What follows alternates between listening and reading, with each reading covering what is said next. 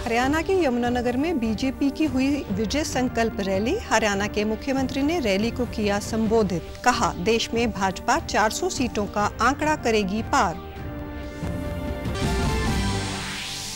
फरीदाबाद के भाजपा जिला मुख्यालय में चुनाव संचालन समिति की हुई बैठक। लोकसभा चुनाव को लेकर किया गया गहन मंथन।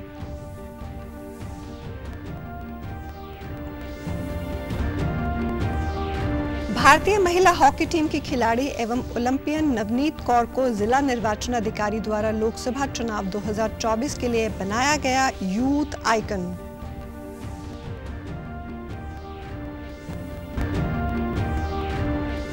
और हिसार के चौधरी चरण सिंह हरियाणा कृषि विश्वविद्यालय में आज से मशरूम उत्पादन तकनीक विषय पर 3 दिवसीय प्रशिक्षण हुआ शुरू।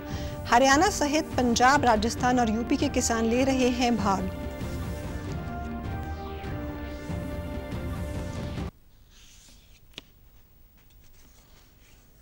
नमस्कार, मैं हूं शैली तनेजा। अब समाचार विस्तार से। हरियाणा के यमुनानगर के छरौली क्षेत्र में बीजेपी की विजय संकल्प रैली हुई, जिसमें हरियाणा के मुख्यमंत्री नायब सिंह सैनी मुख्य अतिथि के रूप में पहुंचे। इस अवसर पर हरियाणा के कृषि मंत्री कंवरपाल गुर्जर, अंबाला संसदीय क्षेत्र से बीजेपी की प्रत्याशी बंतो कटारिया सहित भारी संख्या में भाजपा कार्यकर्ता उपस्थित थे। मुख्यमंत्री नायब सिंह सैनी ने मीडिया से बातचीत करते हुए दावा किया कि देश में भाजपा व गठबंधन 400 सीटों का आंकड़ा पार करेंगे और हरियाणा की सभी 10 सीटें जीतेंगे। उन्होंने कहा कि देश व प्रदेश की जनता नरेंद्र मोदी और हरियाणा में मनोहर लाल की नीतियों में विश्वास व्यक्त करते हुए मतदान करेंगे। 25 मई को जब वोट होंगे और 4 जून को जब रिजल्ट आएगा, जो देश ये 400 सीटें नरेंद्र मोदी जी को देने वाला है और उस 400 सीटों के अंदर हरियाणा की 10 की 10 लोकसभा की सीटें बड़े मैंडेट के साथ वो नरेंद्र मोदी जी के पास जाएंगे। तीसरी बार प्रधानमंत्री बना।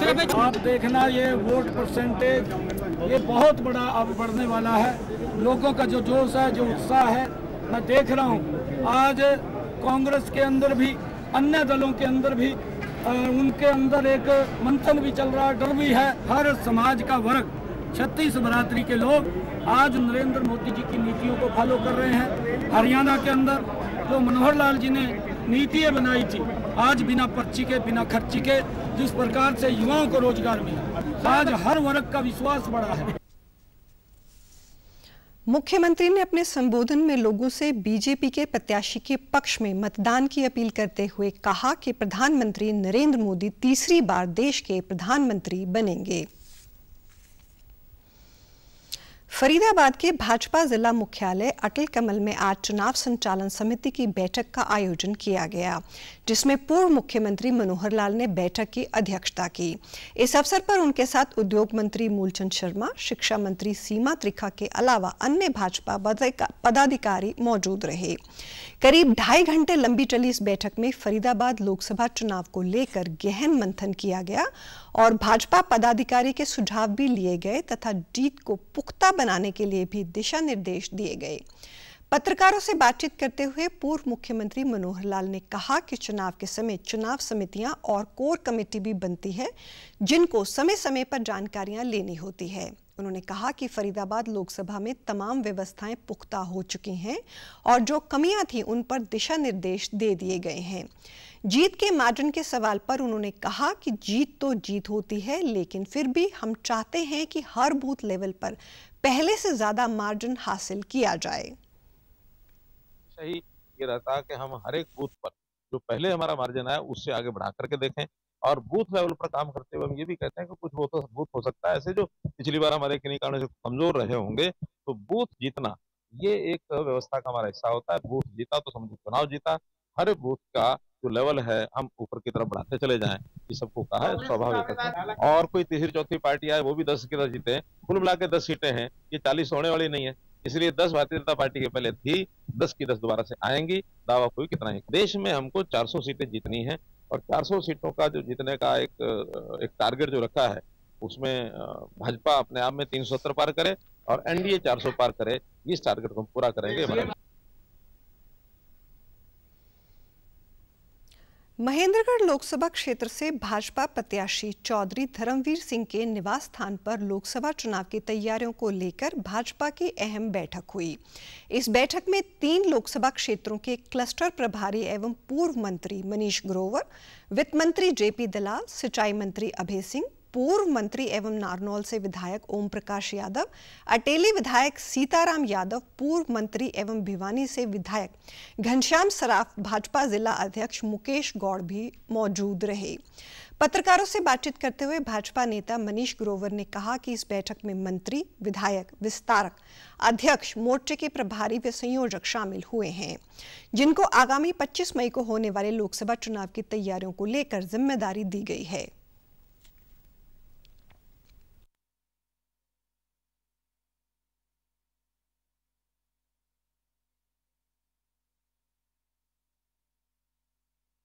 नामांकन तक मेंबर ऑफ पार्लियामेंट के कार्यक्रम तय किए गए हैं। हर विधानसभा में जाना, विधानसभा की बैठकें, मंडलों की बैठकें, लोकसभा का कार्यालय, विधानसभा के कार्यालय, 9 की विधानसभा के अंदर माननीय मुख्यमंत्री जी की जनसभाएं और 6 अप्रैल का पार्टी का स्थापना दिवस, शक्ति केंद्र के ऊपर नुक्कड़ सभाएं, ऐसे विस्तार से चर्चा की है। और ये हमारे केंद्र की योजनाएं जो 10 साल देश के प्रधानमंत्री जी ने काम किया है और हरियाणा के माननीय मुख्यमंत्री जी पूर्व माननीय मनोहर लाल जी ने भी 9.5 साल में अंतिम व्यक्ति की चिंता की है।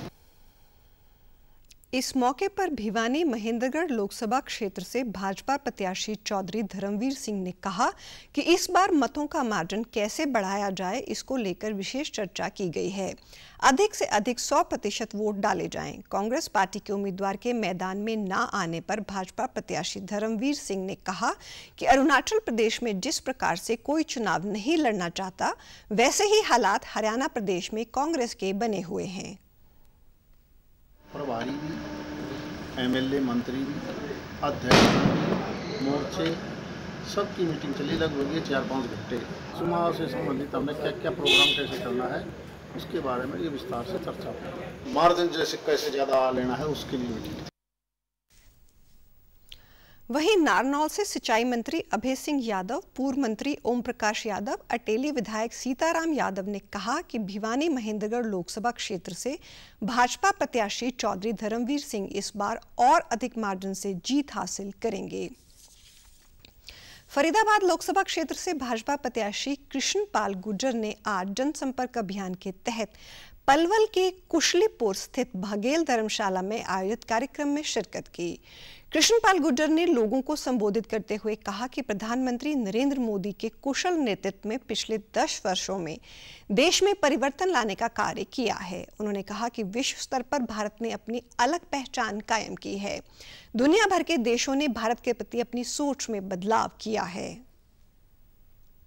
जो देश के लोगों ने जो घोटाले देखे, अपने बड़े बड़े मंत्रियों को जेल जाते देखा, तो पूरे देश में निराशा का वातावरण पैदा हो गया। दूर दूर तक कुछ सूझता नहीं था। लेकिन मैं धन्यवाद करना चाहूंगा देश के यशस्वी प्रधानमंत्री का। इन 10 सालों में उन्होंने नेताओं की खोई हुई क्रेडिबिलिटी को फिर से कायम कर दिया।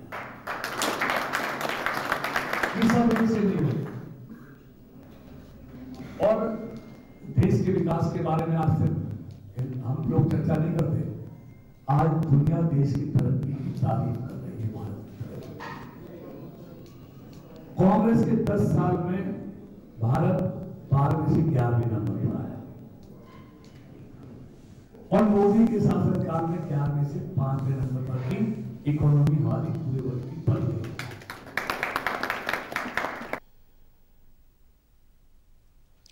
भारतीय महिला हॉकी टीम की सेंटर फॉरवर्ड खिलाड़ी एवं ओलंपियन नवनीत कौर को जिला निर्वाचन अधिकारी द्वारा लोकसभा आम चुनाव 2024 के लिए यूथ आइकन बनाया है। नवनीत कौर ने कुरुक्षेत्र लोकसभा क्षेत्र के युवाओं को जो 18 वर्ष की आयु पूर्ण कर चुके हैं उनसे आह्वान करते हुए कहा कि राष्ट्र की मजबूती और लोकतंत्र को मजबूत बनाने के लिए प्रत्येक मतदाता को अपने मत का प्रयोग जरूर करना चाहिए। उन्होंने कहा कि सभी मतदाताओं को अपने जिम्मेदारी को समझते हुए 25 मई को बिना किसी डर और लालच के मतदान केंद्रों पर जाके अपने मत का प्रयोग करना चाहिए। मतदान अपने निजी हितों को ना देखते हुए एक अच्छे, ईमानदार और अपने क्षेत्र के विकास करने वाले उम्मीदवार को ही करना चाहिए। क्षेत्र के सभी नागरिकों से अपील करती हूँ कि मताधिकार हमारी सबसे बड़ी ताकत है। मजबूत राष्ट्र है, मजबूत लोकतंत्र के लिए मतदान अवश्य करना चाहिए। सभी मतदाताओं को अपनी जिम्मेवारी को समझते हुए 25 मई 2024 को बिना किसी डर व लालच के मतदान केंद्रों में जाकर अपना मतदान करें। मतदान अपने निजी हितों को ना देखते हुए एक अच्छी, ईमानदार और क्षेत्र का विकास करने वाले उम्मीदवार को ही करें। युवा पीढ़ी को खासकर आगे बढ़कर अपने भविष्य के लिए वोट जरूर करना चाहिए। 18वें लोकसभा आम चुनाव के मद्देनजर मतदाताओं, राजनीतिक पार्टियों व चुनाव लड़ रहे उम्मीदवारों की सुविधा के लिए भारत के चुनाव आयोग ने कई मोबाइल ऐप शुरू किए हुए हैं, जिनका प्रयोग कर कोई भी चुनाव प्रक्रिया से संबंधित जानकारी प्राप्त करने के साथ साथ अपनी समस्या का निवारण करवा सकता है। जिला जींद के अतिरिक्त उपायुक्त डॉक्टर हरीश कुमार विशिष्ट ने बताया कि निर्वाचन प्रक्रिया को सरल एवं सुविधाजनक बनाने के लिए भारत निर्वाचन आयोग ने ऑफलाइन ही नहीं बल्कि ऑनलाइन भी अनेक सेवाएं शुरू की हुई हैं। कोई भी यूथ जो 18 साल से बड़ा हो गया है, वो नॉमिनेशन की तारीख जब तक है शुरू नहीं होती तब तक वो अपना वोट ऑनलाइन रजिस्ट्रेशन के द्वारा बनवा सकता है।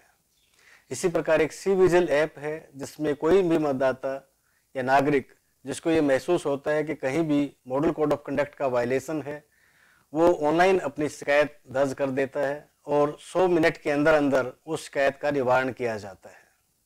जींद में हमारा ये समय 18 मिनट के आसपास है। 18 मिनट में हम उनकी समस्याओं का निवारण करते हैं। उन्होंने बताया कि ऑनलाइन नामांकन पत्र दाखिल करने के लिए भी निर्वाचन आयोग ने कैंडिडेट नॉमिनेशन एप्लीकेशन के नाम से एक ऐप बनाया है। कोई भी प्रत्याशी इस ऐप का प्रयोग कर अपने आवेदन को इस ऐप पर ऑनलाइन दर्ज करवा सकता है। इसी प्रकार ऐप के माध्यम से मतदाताओं के लिए भी सुविधाएं शुरू की गई हैं। ऑनलाइन काफ़ी सारी फॉर्मेलिटीज ऑनलाइन उनकी पूरी हो जाती हैं। ऐसे ही कैंडिडेट्स को जो विभिन्न प्रकार की परमिशंस लेनी होती हैं, चाहे वो व्हीकल की परमिशन है, चाहे रैली कंडक्ट करने की है, उन सब के लिए भी वो एक सुविधा ऐप है, उसके थ्रू अपनी परमिशंस ले सकते हैं। रिटर्निंग ऑफिसर के लिए भी अब इनकोर के नाम से एक ऐप है जिसमें कैंडिडेट्स के बारे में सारे डिटेल्स रहती हैं, उनके सिक्योरिटी डिपॉजिट के बारे में, उनके क्रेडेंशियल्स के बारे में, उनके क्रिमिनल एंटीसीडेंट्स के बारे में। जींद स्वीप के प्रभारी सत्यवान मलिक ने भी इस ऐप की सुविधा बारे अपने विचार व्यक्त करते हुए इस ऐप की प्रशंसा की। इन ऐप की सुविधा मुहैया होने के कारण जिला जींद के मतदाताओं में काफी उत्साह है। उनका कहना है कि अब कार्यालयों के चक्कर नहीं लगाने पड़ेंगे, घर बैठे ही अनेक जानकारी व सुविधाओं का लाभ मोबाइल ऐप के माध्यम से मिल पाएगा। चाहे वो मीडिया, सभी के लिए ऐप बनाई गई है और ऐप के माध्यम से वो बिल्कुल सटीक जानकारी, चाहे वो शिकायत करने को लेकर हो, चाहे अपना आइडेंटिटी नंबर लेने से लेकर हो, लेखा जोखा लेने से लेकर हो, सारी जानकारी आपको एक प्लेटफॉर्म पे मिलेगी। चुनाव आयोग ने ये बहुत ही अनूठी पहल की है। बूथ ऐप है जिसकी सहायता से जो एक ऐप ऐसा है जिससे मतदाता अपनी डिजिटल सेवा जो है, डिजिटल पहचान जो है वो प्रदान कर सकता है। और इसी प्रकार वोटर हेल्पलाइन के ऐप जो है, वोटर हेल्पलाइन जो ऐप है उसे हम अपने वोटर कार्ड से जोड़कर अपनी जो मतदाता की जो पर्ची होती है वो उसे डाउनलोड कर सकता है। में एक ऐप का नाम है PWD, दिव्यांगों के लिए इस ऐप का लॉन्च किया गया है, जिससे जो दिव्यांगजन है अपनी जो नाम है और अपना जो बूथ है उसका पता लगा सके। इसके लिए दिव्यांगों को सुविधा देने के लिए इस ऐप को लॉन्च किया गया है। अंबाला जिले के राजकीय बहुतकनीकी संस्थान में लोकसभा चुनाव में मतदान प्रतिशत बढ़ाने की दिशा में एक जागरूकता प्रतियोगिता का आयोजन किया गया, जिसके तहत विद्यार्थियों को मतदान करने को लेकर शपथ दिलाई गई और मेरा पहला वोट देश के लिए पर स्लोगन लेखन व पोस्टर मेकिंग प्रतियोगिता करवाई गई। पोस्टर मेकिंग प्रतियोगिता में योगेश ने प्रथम, प्रिंस ने द्वितीय, चंद्रभान ने तृतीय स्थान प्राप्त किया। स्लोगन लेखन प्रतियोगिता में पहले स्थान पर सृष्टि सब्रवाल, दूसरे पर रमा व सलोनी तीसरे स्थान पर रहीं। संस्थान के प्राचार्य राजीव सापरा और गवर्नमेंट पॉलिटेक्निक में सीनियर लेक्चरर व स्वीप प्रोग्राम के जिला इंचार्ज भारत भूषण ने कहा कि मतदाता जागरूकता को लेकर हम विभिन्न कार्यक्रम आयोजित कर रहे हैं। इसी कड़ी में संस्थान में पोस्टर मेकिंग प्रतियोगिता का आयोजन किया गया। फर्स्ट, सेकंड, थर्ड आए, हमने उनको सर्टिफिकेट देके और प्राइज़ देकर सम्मानित भी किया। और उसके बाद हमने कंपटीशन कराया, स्लोगन राइटिंग कंपटीशन, वो भी इसी टॉपिक पे ही था हमारा, मेरा पहला वोट देश के लिए। तो इसमें भी जो बच्चे हैं हमने उनको सर्टिफिकेट देके और प्राइज़ देके सम्मानित किया। तो और जितने भी हर एक क्लास में बच्चों को स्टाफ ने मोटिवेट किया, जो भी 18 साल से ऊपर के बच्चे हैं वो हरियाणा में मतदान जैसे 25 मई को है तो उस दिन वो मत का अपना उपयोग करें। ये हम स्वीप प्रोग्राम जो है systematic voters education and electoral participation programme है। इसका एक ही मकसद है कि कैसे हम वोटर टर्नआउट को बढ़ाया जाए। विभिन्न स्कूल्स में, कॉलेजेस के अंदर प्रतियोगिताएं कराई जा रही हैं ताकि सभी अवेयर हो सके। बच्चे अगर अवेयर होंगे तो वो घर वालों को भी बड़े अच्छे से अवेयर करेंगे। तो हमारे कॉलेज के अंदर भी, पॉलिटेक्निक के अंदर कई प्रतियोगिताएं कराई गई और बच्चों ने काफ़ी अच्छे पोस्टर बनाए, काफ़ी अच्छे स्लोगन्स लिखे। तो हमने, ताकि बच्चों के अंदर ये अवेयरनेस बढ़ाई जाए कि किस तरीके से वोटर टर्नआउट को हम बढ़ाया सके, सभी की भागीदारी सुनिश्चित हो सके, इसी तहत ये प्रोग्राम चलाया जा रहा है। वहीं विजेता विद्यार्थियों ने अपनी खुशी जाहिर करते हुए कहा कि लोगों से इस लोकसभा चुनाव में अपने मत का प्रयोग करने को कहा कि मतदान की जागरूकता के लिए थी और इसमें मैं प्रथम स्थान पर रही और मैं बहुत खुश हूँ। मैं चाहती हूँ कि आप सब भी मतदान दें, अपना वोट दें और अपनी सरकार बनाएं। कमर्शियल गैस सिलेंडर का मूल्य में 31 रुपए की कटौती होने से कैथल के दुकानदारों, होटल, ढाबे वालों और हलवाइयों में खुशी की लहर देखी जा रही है।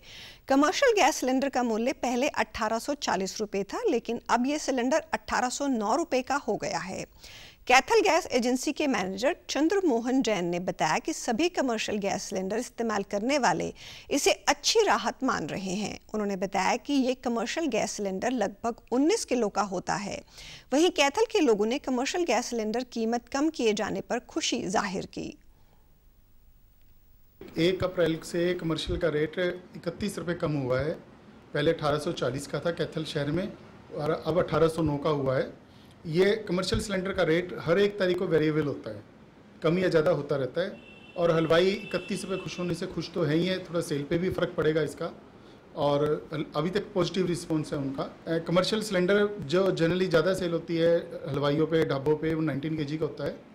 इंडस्ट्रियल सिलेंडर 425 किलो का अलग और 47 किलो का अलग होता है, वो फैक्ट्रियों में यूज़ होता है। हलवाइयों वगैरह पे, जो होटलों पे, ढाबों पे, छोटी चाय की दुकानों पे 19 kg कमर्शियल सिलेंडर चलता है, जिसमें 19 kg गैस होती है। सरकार ने जो 31 रुपये 1 तारीख को घटाए हैं, तो इससे चाहे वो स्नैक्स बनाने वाले हैं, चाहे हलवाई मिठाई वाले हैं, चाहे रेस्टोरेंट वाले हैं, चाहे ढाबे वाले हैं, उनको इस चीज़ से काफ़ी राहत मिलेगी। जिन दुकानदारों के 10 सिलेंडर रोज़ लगते हैं तो उनको 300 रुपये का, जिनके 10 से अधिक लगते हैं उसी हिसाब से उनको फ़र्क पड़ेगा। किसी को 1000 रुपये मिलने का, किसी को 2000 रुपये मिलने का, तो राहत तो मिलेगी इससे दुकानदार, रेस्टोरेंट को और ढाबे वालों को। है एक सरकार का, इससे बहुत राहत मिलेगी और बड़े होटलों को भी राहत मिलेगी। कुछ हमारे को भी पहले से जो महंगाई थी उससे थोड़ी सी तो फर्क पड़ेगा उसमें भी। ये सरकार का बहुत अच्छा निर्णय है। हिसार के चौधरी चरण सिंह हरियाणा कृषि विश्वविद्यालय के साइना नेहवाल कृषि प्रौद्योगिकी प्रशिक्षण एवं शिक्षा संस्थान में आज से मशरूम उत्पादन तकनीक 3 दिवसीय प्रशिक्षण शुरू हो गया, जिसमें हरियाणा सहित पंजाब, राजस्थान, यूपी के किसान हिस्सा लेने के लिए पहुंचे हैं। साइना नेहवाल कृषि प्रौद्योगिकी प्रशिक्षण एवं शिक्षा संस्थान के सह निदेशक डॉक्टर अशोक गोदारा ने बताया कि इस प्रशिक्षण में सफेद बटन मशरूम, ऑयस्टर मशरूम, दूधिया मशरूम, शिटाके मशरूम, कीड़ा जड़ी मशरूम इत्यादि पर संपूर्ण जानकारी दी जाएगी।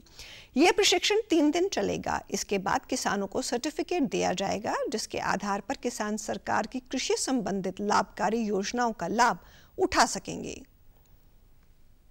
नया शुरू कर सकते हैं। इस रोजगार से जो आमदनी किसान भाइयों को, जो रूटीन में जो आमदनी है उसमें इजाफा हो सकता है किसान भाई का। और जो एग्री वेस्ट है, जो खेती में से फसल अवशेष बचते हैं, उनको जो है सड़ा गड़ा के उसमें खुम्ब उत्पादन कर सकते हैं। और ये जो खुम्ब उत्पादन का जो कोर्स है वो 3 दिन का कोर्स है हमारा। और इस कोर्स के अंदर जो है ना केवल हरियाणा प्रांत से, दूसरे प्रांतों से भी किसान आते हैं। कृषि वैज्ञानिक डॉक्टर सुरेश कुमार ने बताया कि ट्रेनिंग के दौरान अलग अलग जगह से आए किसानों को मशरूम की अलग अलग किस्म के बारे में विस्तार से जानकारी दी जाएगी। वहीं मशरूम की खेती के दौरान किस तरह की सावधानी रखें और मार्केटिंग किस प्रकार से करें, इस बारे में भी किसानों को जानकारी दी जाएगी। किसानों ने बताया कि 3 दिवसीय कृषि प्रशिक्षण के दौरान मशरूम से संबंधित जानकारी प्राप्त करेंगे। ट्रेनिंग प्राप्त करके कम लागत में अधिक लाभ प्राप्त करने का प्रयास किया जाएगा। पहुँचे हैं, सुबह 9 बजे पहुँच गए थे। और इसमें 4 स्टेट से, चंडीगढ़ से, पंजाब से, राजस्थान से और सारे हरियाणा से हमारे पास यहाँ पर कैंडिडेट्स आए हुए हैं। और इसमें महिलाएं भी काफ़ी बढ़ चढ़ के आई हैं, कम से कम 12-13 जो है महिलाएं भी इसमें अंदर बैठी हैं। और इसमें जो है ये हमारी ट्रेनिंग जो है 3 दिन की है। और इस ट्रेनिंग के दौरान जो है हमारा अलग अलग सब्जेक्ट के जो हैं हमारे विशेषज्ञ आएंगे। कोई एक कोडी से मशरूम के बारे में भी इनको बताया जाएगा, इनको ऑयस्टर मशरूम के बारे में बताया जाएगा, मिल्की मशरूम के बारे में भी बताया जाएगा। 500 बैग से स्टार्ट किया था और मैं अब इसीलिए ट्रेनिंग लेना चाहती हूँ कि ताकि मैं कुछ सीख के अपने बिजनेस को आगे बढ़ा सकूँ और उनकी हेल्प कर सकूँ। और इस बिजनेस में काफ़ी कुछ प्रॉफिट है, लेकिन मेहनत भी बहुत ज़्यादा है। स्वरोजगार की तरफ बढ़ना चाहता हूँ मैं। 9 to 5 से थोड़ा नहीं मुझे सूट कर रहा, तो मैं इंस्टेड ऑफ फाइंडिंग रोज़गार मैं चाहता हूँ कि मैं रोज़गार प्रोवाइड करूँ किसी को। तो फिलहाल तो यही टारगेट है मेरा। और फ्यूचर में उम्मीद करता हूँ कि थोड़ा इसको एक्सपेंड कर सकते हैं, जैसे कि सर ने बताया कि एक्सपोर्ट्स वगैरह भी काफ़ी ऑप्शंस हैं। जैसे जैसे गर्मी बढ़ने लगी है, वैसे वैसे मिट्टी के मटकों की मांग बढ़ने लगी है। जिला फतेहाबाद के प्रमुख मिट्टी के बर्तन बनाने वाले कारीगर प्रजापत लकी राम ने बताया कि वे तथा उनका परिवार मिट्टी के मटके, सुराही, गिलास आदि बनाते हैं। पिछले कुछ दिनों से जैसे ही गर्मी बढ़ी है, उनके बनाए हुए बर्तनों की मांग काफ़ी बढ़ गई है। उन्होंने कहा कि सरकार ने मिट्टी कला बोर्ड बनाकर उन्हें काफ़ी राहत दी है। अब उन्हें मिट्टी कम रेटों पर लेने के लिए नहीं भटकना पड़ता और उनका रोजगार अच्छा चल रहा है।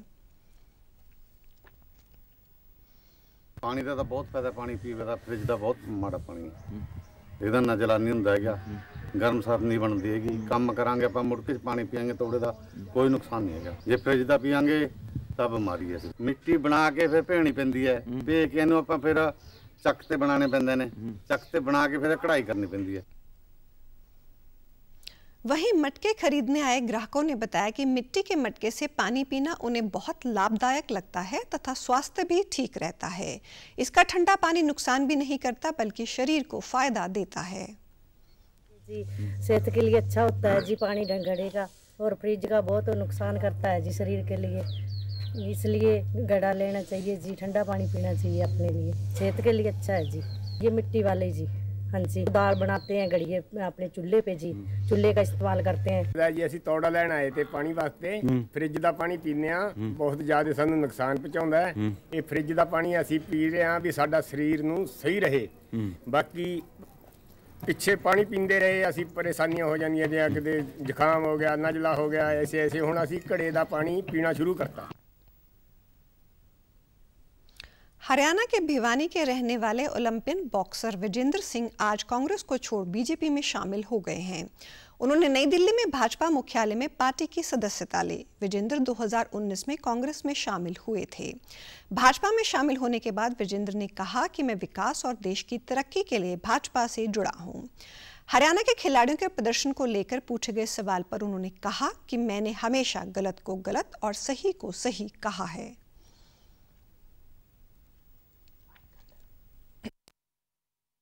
एक तरह से कहते घर वापसी हो रही है मेरी। तकरीबन इसमें मैं चुनाव लड़ा था और ऑलमोस्ट 5 साल होने वाले हैं, अभी 4 साल होने वाले हैं।